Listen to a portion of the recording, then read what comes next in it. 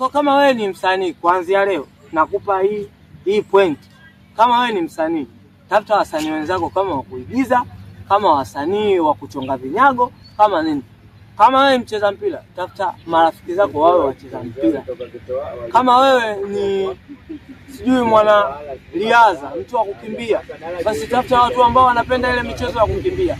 Na kama wewe labda mtu ambao unapenda kupigana, tafuta watu ambao wanapenda kupigana.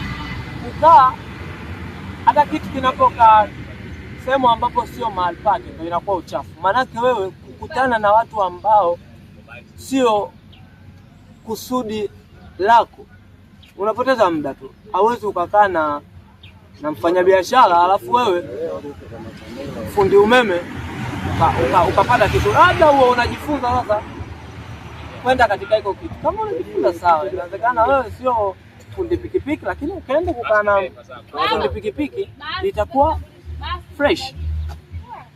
Sio, unanipata hapo mtazamaji? Mimi naitwa Nazo na hii ni Njoo Tuchole na Melody, sehemu ambayo unajifunza vitu tofauti tofauti. Kama wewe ni msanii au ni mtu yoyote ambaye unapambania ndoto zako, karibu sana, fuatilia hii channel ili utakutana na mafundisho mengi tofauti huko nilipotoka mpaka leo nilipofika.